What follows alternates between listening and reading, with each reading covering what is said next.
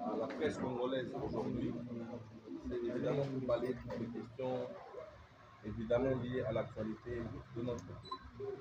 Vous le savez très bien, la République démocratique du Congo, l'événement majeur qui a caractérisé, sinon depuis aujourd'hui plus de 3 décennies, c'est l'insécurité ou encore l'agression à l'est de la République.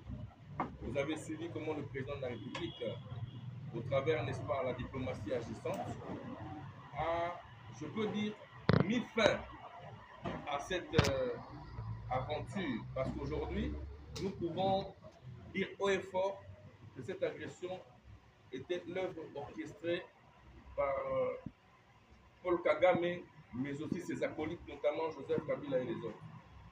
Au-delà de ça, le président, avec les mouvements belligérants, notamment l'AFC-M23, ont décidé de poursuivre à travers le gouvernement le pourparler de Doha, aujourd'hui qui continue au niveau de la Suisse. Ce sont des éléments qui montrent à suffisance la volonté du président de la République à pouvoir instaurer définitivement la paix dans notre pays. Aujourd'hui, vous êtes en train de voir que tout est au vert. Tout ce qui était difficile pour le Congolais hier devient de plus en plus facile.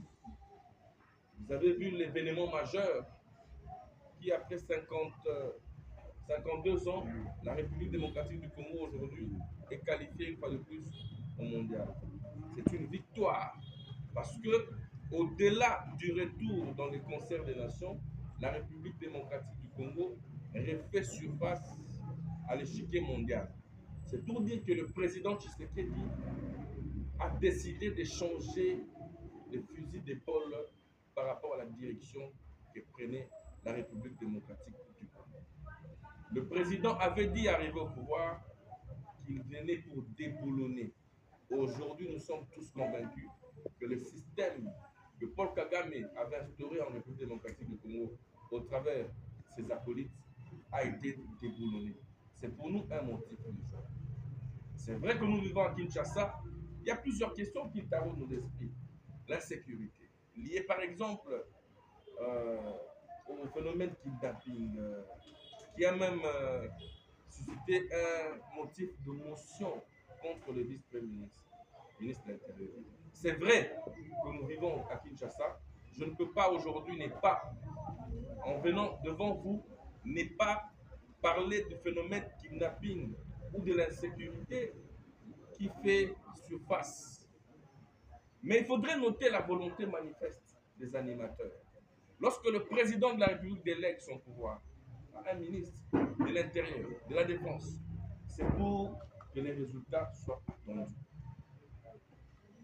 Je pense qu'il est aujourd'hui, pour la plupart des Congolais, de pouvoir établir les responsabilités. Qu'est fait le gouverneur de la République, le gouverneur de la ville de Kinshasa, en termes de responsabilité de l'insécurité de la ville de Kinshasa? Où est le commandant de la ville de Kinshasa dans cette affaire de l'insécurité? Où sont les chefs de district? Où sont les chefs de SIAT et de sous-SIAT? J'interpelle ici l'autorité, le vice-premier ministre. La motion ne veut pas dire que vous allez partir nécessairement, non. Mais la motion est une interpellation face à vos responsabilités.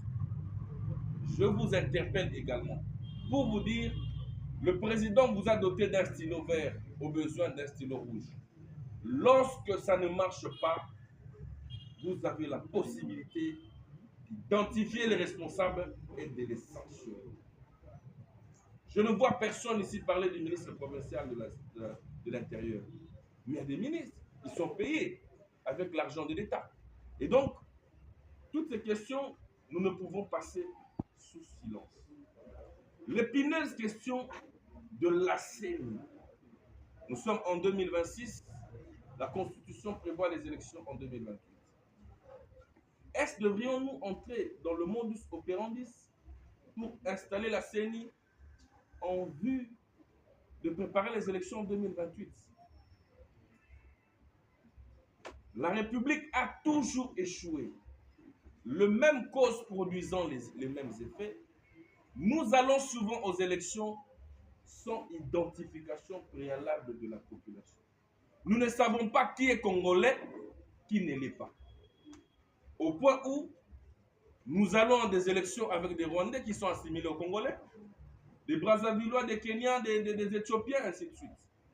Le Rassemblement pour la souveraineté et la démocratie conditionne cette fois-ci le début du processus électoral par l'identification préalable de Congolais. Nous demandons au chef de l'État de pouvoir mettre les moyens à la disposition de l'Office national de l'identification, ONIP, afin que l'ONIP puisse nous doter des cartes d'identité.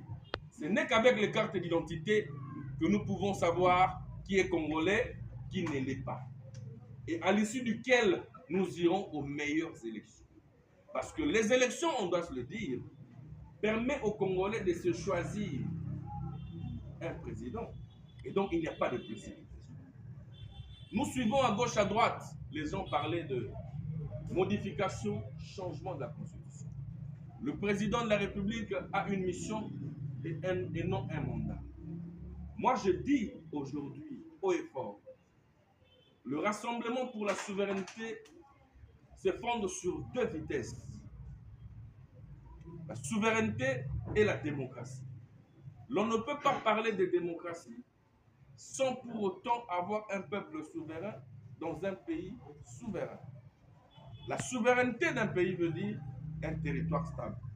Comment voulez-vous que l'on aille aux élections avec un territoire occupé? Comment voulez-vous que l'on puisse respecter la Constitution avec des mouvements de belligérance qui sont soutenus par des forces internationalisées? Voilà pourquoi nous disons ceci, en ce terme bien précis. Le Rassemblement pour la souveraineté et la démocratie dit oui aux réformes à apporter à la Constitution.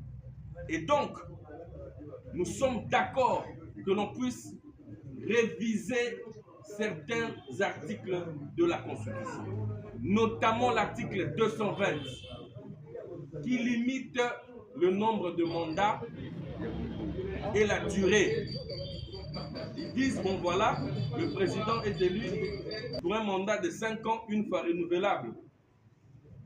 5 ans ne peut pas aider un pays comme la République démocratique du Congo à se développer.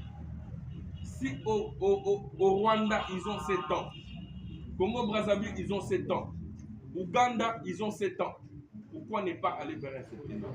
Nous demandons au président de la République, puisqu'il avait dit qu'il mettrait en place une commission chargée de pouvoir travailler sur les différentes, je dirais, réformes à apporter à la Constitution, nous demandons que l'on puisse toucher l'article 220 afin que nous puissions passer de 5 ans à 7 ans pour permettre à notre pays de se développer.